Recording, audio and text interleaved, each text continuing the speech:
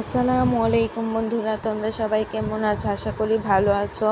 দেখো, তোমাদের সাথে নতুন একটি ভিডিও শেয়ার করতে চলে আসলাম।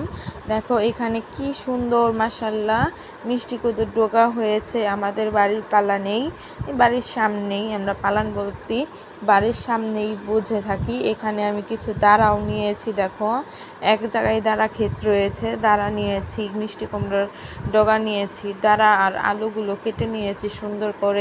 তোমরা হয়তো দেখে বুঝতে পারছো কি রান্না করব।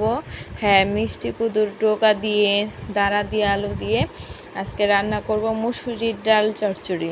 এই তো এখানে আমি সুন্দর করে মিষ্টি কুদুর ডোকাগুলো বেছে নিব। দেখো একদম কুচি, ফ্রেশ, তরতাজা, কোনো সার বিষ নাই, একদম ফ্রেশ হয়ে উঠেছে। এই তো এখানে আমি মিষ্টি কুদুর ডোকাগুলো বেছে নিয়েছি, এখন ধুয়ে নিব। দেখো মাশাল্লাহ কত সুন্দর হয়েছে ডোকাগুলো বাছা।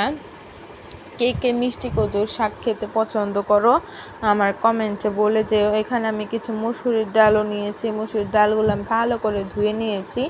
এই তো এখানে কাঁচামরিচ কুচি ও পেঁয়াজ কুচি দিয়ে দিলাম। এরপর দাঁড়া আলু দিয়ে দিয়েছি, সব কিছু দিয়ে দিব এখন। এই তো এখানে আবার একবার দিয়ে দিয়েছিলাম মিষ্টি কুদুর শাক। আবার আমার শাশুড়ি আম্মা বলে এখন দিও না, গলে যাবে, পরে দিও, এর জন্য আবার উঠিয়ে রেখেছি। এরপর এখন আমি আবার দিয়ে দিলাম লবণ ও আদা ও রসুন বাটা দিয়ে দিয়েছি। এরপর হলুদের গুঁড়া দিয়ে দিলাম। এরপর সজের গুঁড়া ও জিরা গুঁড়া দিয়ে দিয়েছি সবগুলো। এরপর সরিষার তেলও দিব, একবারে বাড়ি ভাঙানো সরিষার তেল। সবগুলো দিয়ে ভালোভাবে হাত দিয়ে মাখিয়ে নিব বন্ধুরা। দেখো অনেক সুন্দর করে ফ্রেশ করে আমি মাখিয়েছি। আজকে কড়াইতে রান্না করিব না, আজকে পাতিলে রান্না করিব। তোমরা দেখো পাতিলেও রান্না করা যায়। তোমরা হয়তো কেউ পাতিলে রান্না করো না, কিন্তু আমার অনেক ভালো লাগে জানো বন্ধুরা পাতিলে রান্না করা। দেখো এখানে আমি পাতিলটা চুলায় দিয়ে দিয়েছি। এরপর বলক আসছে, দেখো আমি জাল ধরিয়ে দিয়েছি। দেখো ফুলভাবে বলক এসে গেছে বন্ধুরা, অনেক সুন্দর একটা ফ্লেভার ছেড়েছে। একটু পানি হয়তো সামান্য বেশি হয়ে গেছে, সমস্যা নাই, এটা আবার হয়ে যাবে। এখন ডালটা ফুটলে সমান হয়ে যাবে। এখনও যেহেতু মিষ্টি কদুর পাতা দেইনি, এই তো এখন আমি কিছুটা ফুটিয়ে নেওয়ার পর কদুর পাতাগুলো দিয়ে দিলাম। দেখো কদুর পাতাগুলো দিয়ে ভালোভাবে নাড়াচাড়া করে দেবো। দেখো কদুর পাতা দেওয়ার সাথে নরম হয়ে গেছে।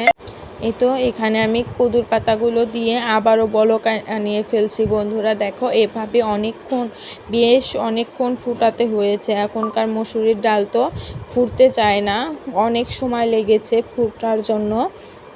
দেখো দীর্ঘ সময় ধরে ফুটাচ্ছি তাও ফুটতেছে না। এরপর এখন আমি ঢেকে দিব, ঢেকে সিদ্ধ করে নিব। তাই মনে হচ্ছে ভালো হবে, কিন্তু অনেক সুন্দর একটা গ্রান ছাড়ছে বন্ধুরা। এই তো ডালটা আমার হয়ে গেছে, আমি নামিয়ে নিয়েছি। দেখো বন্ধুরা কত সুন্দর হয়েছে, একবারে ঘনও না পাতলাও না, অনেক সুন্দর হয়েছে মাশাল্লাহ।